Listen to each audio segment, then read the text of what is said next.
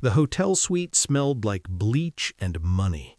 I was sitting on the edge of the bed at 3:07 a.m., shoes still on, jacket folded with military precision over the chair. I hadn't slept. I hadn't even tried. Sleep requires the illusion of safety, and I had already shed that skin.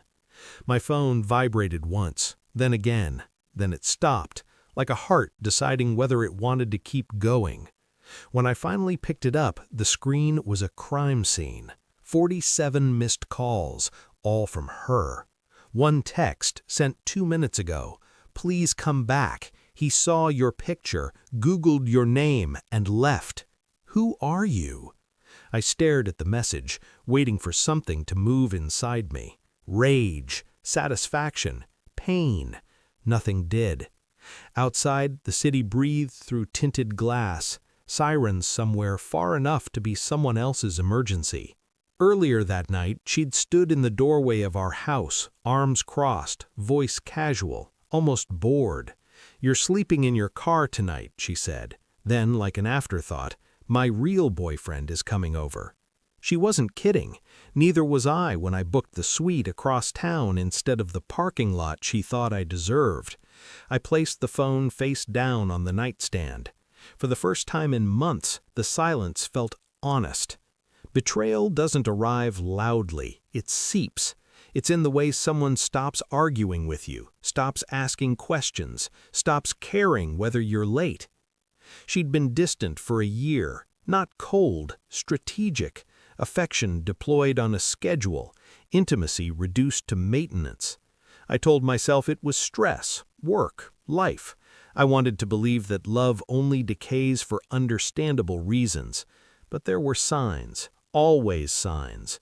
Her phone never left her hand, bathroom doors locked, new passwords, new laughter that didn't include me.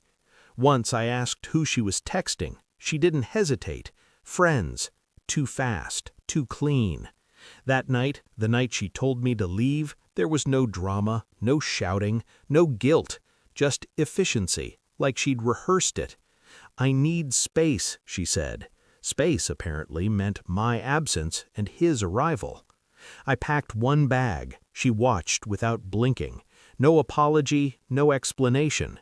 That was when I understood. This wasn't an affair. It was a replacement, and I was the last one to know. I don't confront without proof. Emotion makes people sloppy. I prefer silence. It forces truth to surface on its own. From the hotel, I accessed things she forgot I controlled. Phone records, shared cloud storage, location history she never bothered to disable. Patterns emerged. Weekly dinners I was told were work events. Hotel bookings under a fake name, always paid with points I earned.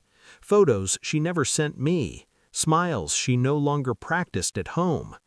Then I dug deeper, not into her, into myself. I searched my own name the way a stranger would. Public records, old articles, a business profile I kept intentionally vague. What he would find, what she never asked about. I understood then why she never brought him to our place before, why he'd only seen cropped photos, why she controlled the narrative so tightly. I wasn't hiding, I was contained. At 2:41 a.m., a notification popped up, a location ping. He'd arrived. I imagined him standing in my kitchen, sitting on my couch, asking questions she couldn't answer without lying. Questions like, why does your husband's name pull up sealed cases? Why do his photos disappear from reverse image searches? Why does everyone online refer to him in the past tense? I turned my phone face down again, let the tension do its work. The text came anyway. Who are you? No greeting, no accusation. Fear doesn't waste words. I didn't reply. 10 minutes later, another message from an unknown number. I didn't know, it said. She told me you were nobody. Nobody. I smiled for the first time that night. She called again and again. When I finally answered, I said nothing. Her breathing filled the line, ragged, panicked. "He left," she whispered. "He said I lied. He said you're—" I cut her off. "You never asked," I said calmly. "That was your first mistake." Silence, then crying. I hung up. I didn't go back that night. I went back in the morning. The house looked smaller in daylight, like it knew it was no longer a battlefield, just a ruin. She was at the table, eyes swollen, phone shattered beside her. I placed a folder in front of her, divorce papers, pre-filled, pre-signed. Beneath them, a single-page printout, my name, redacted lines, a headline she'd never bothered to read. She reached for it with shaking hands. "I didn't know," she said again. I leaned closer. "You knew enough to replace me," I said. "You just didn't think I was real." Her mouth opened, closed, nothing came out. I straightened my jacket. "You wanted a nobody," I continued. "You got one. He ran the moment you told the truth." I walked to the door. She didn't follow. She couldn't.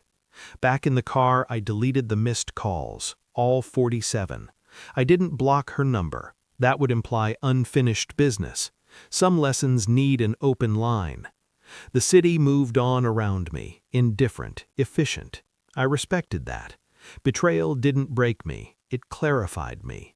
She lost a story she never understood. I lost a lie I'd outgrown.